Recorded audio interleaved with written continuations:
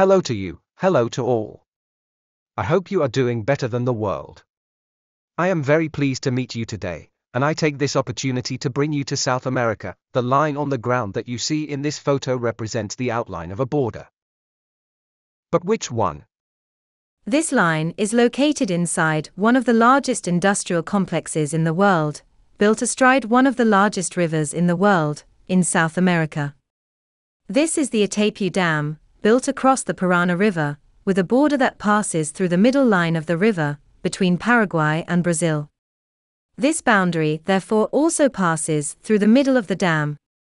Brazil has a common border with 10 countries, including 730 kilometers with Guyana, an overseas department of France. Of the nearly 15,000 kilometers of land borders that Brazil has, it shares 1,290 with Paraguay. By number of kilometers, only Russia and China have longer international land borders. For its part, Paraguay has common borders with only 3 countries, for a total of 3,920 kilometers, landlocked between Bolivia, Argentina, and therefore Brazil.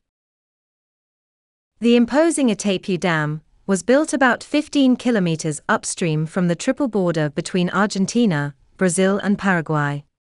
This tripoint is located at the confluence between the Rio Paraná and the Rio Iguaçu. I take this opportunity to announce that the Iguaçu Falls, among the most spectacular in the world, will soon be the subject of a video report. The Paraná River, more than 4,000 kilometers long, is a little-known river, but one that ranks among the most important in international rankings. It is thus generally ranked 10th in the world in terms of flow and is 5th in terms of catchment area, behind big names such as the Amazon, the Congo, the Nile, or the Ub. Paraná is equipped with many hydroelectric works. As it separates Brazil and Paraguay over almost 200 kilometers, it is not surprising that these two countries, both then ruled by military dictatorships, and despite their conflicting relations, came to an agreement, in the years 1960, to exploit this common resource. In 1973, the two countries agreed on a 50/50 sharing of the energy produced. In the same treaty, Paraguay undertakes to resell exclusively to Brazil all the energy produced that it has not consumed, at a fixed price, until the end of this agreement in 2023. The entire length of the reservoir, on the Paraná, is common to Brazil and Paraguay, over more than 150 kilometers, justifying the principle of production sharing. The reservoir covers an area of 1,350 square kilometers, or just over half the size of Luxembourg. Economic interest prevailed over environmental interest for the choice of this site, with nearly 1,500 square kilometers of agricultural land and flooded forests, and displaced populations. In addition, shortly after the beginning of the current location of the Lake of the Dam, there was a set of 7 groups of spectacular waterfalls, over a width of almost 5 kilometers, with a flow rate far greater than that recorded at the extraordinary Iguaçu Falls. This natural site was definitively submerged at the end of 1982, in the space of 2 weeks, with the filling of the dam. The construction of the work began in 1975, and ended in 1982. But the plant was far from being operational. All that remained was to install the 18 turbo-alternators originally planned. A turbo-alternator is the coupling of a turbine and an alternator in order to transform the mechanical power of a moving fluid, here river water, into electricity. The first electricity production unit entered service in 1984, and the 18th in April 1991, each with a capacity of 700 megawatts.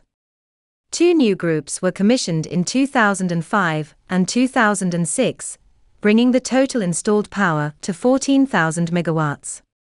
This currently makes it the 3rd largest hydroelectric power station in the world in terms of installed power, behind 2 dams built in China, including the Trois-Gorges Dam. The Trois-Gorges hydroelectric power station in China, commissioned in 2012, is the most powerful in the world with 22.5 gigawatts installed, thanks to its 32 turbines of 700 megawatt each. The Itaipu engine room, which houses the 20 turbogenerators, is located at the foot of the dam, in a huge concrete cavern. It is almost a kilometer long, 100 meters wide and 100 meters high. The penstocks, each 142 meters long, 10.50 meters in diameter, and weighing 1,450 tons each, end in this room. It is in this room that the 20 turbines are installed, each coupled to an alternator, under a drop height of 118 meters. The dimensions of each turbine alternator group are impressive. Thus, the turbine weighs 300 tons for a diameter of 8 meters 60. The alternator is even more excessive, with a weight of 1,760 tons for a footprint of 16 meters in diameter. In operation, the alternator rotates at a constant speed at just over 90 revolutions per minute. Very impressive. In addition, a treaty was also signed between the two countries operating the Itaipu plant and Argentina to govern the water levels downstream of the dam and the volumes of water discharged from the plant, in order to guarantee Argentina a level of water adequate to the needs of the cities of Rosario and Buenos Aires. Technically, these cities could, in fact, be flooded in the event of excessive water releases at the Itaipu power plant. This same treaty also included a clause limiting operation to a maximum of 18 generators at a time. The fact of having two in surplus thus makes it possible to ensure the maintenance of two groups, and to run the 18 others permanently, if the water is. The dam that produces the most electricity in the world over a year is defined, among other things, by the installed power, by the rainfall and the weather, as well as by the level of maintenance of the installations. The Trois-Gorges Dam is dependent on the temperature, which is not the case with the Itaipu Dam. In winter, the water in the Trois-Gorges reservoir can freeze, and production is slowed down, giving Itaipu an advantage. And when the rainfall is poor in the Paraná Basin, the Trois-Gorges regain the advantage. The absolute record has been held since 2020 by the Trois-Gorges power station. Fueled by heavy rainfall, and enhanced by milder temperatures in winter, the plant then dethroned the production record held until then by the Itaipu plant, with a production of nearly 112,000 gigawatt-hours. In 2016, the record was held by Itaipu with 103,000 gigawatt-hours. But then, due to a severe rainfall deficit, production fell sharply in the following years, falling by 36% in 2021 compared to this record. By way of comparison, and in order to have an order of magnitude, the annual production of Trois-Gorges represents approximately twice the cumulative production of all the hydroelectric power stations installed in France. As important as it may be, this production represents only around 3% of China's consumption, which is still highly carbon-intensive. It is worth noting here a particularity relating to the quality of the alternating current produced by the plant. Electrical installations in Brazil differ from those in Paraguay, with different radio frequencies. Thus, the frequency of the electricity produced for Paraguay is 50 Hz, while that for Brazil is fixed at 60 Hz. This last frequency is obtained by slightly increasing the speed of rotation of the turbines. This would not pose an undue technical problem if each country consumed all of its production. But this is not the case, far from it. Brazil, with a population of around 215 million and a booming industry, is very energy hungry. Paraguay, with barely 7 million inhabitants, a low density of 18 inhabitants per square kilometer, and an underdeveloped industry, covers all of its energy needs with only between 10% and 15% of energy production, according to the years, of the single plant. In accordance with the agreements between the two countries, excess production is exported directly to Brazil. Two power lines carry this energy to the cities of Rio de Janeiro and São Paulo, about 800 kilometers away, and a facility converts it to a frequency of 60 Hz. The resale price of this surplus electricity is a constant source of friction between the two countries. The price originally agreed was far too low, and Brazil long refused to renegotiate it. It is easy to understand why.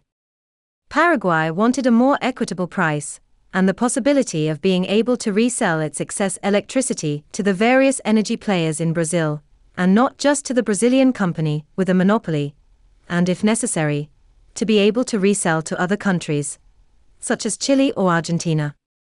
In 2009, Paraguay partially won its case, but sales were to continue only in favor of the Brazilian network, at a more profitable price, although still far from the market price.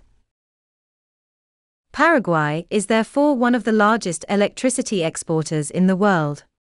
This manner is one of the main riches of Paraguay.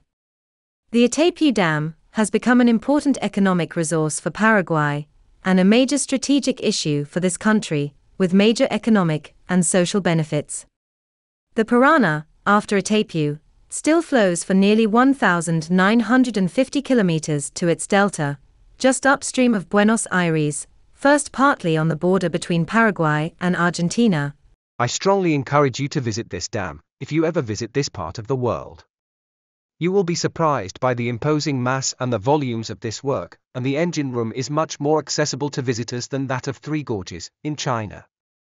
I hope you had a great time, found the topic interesting, and learned something.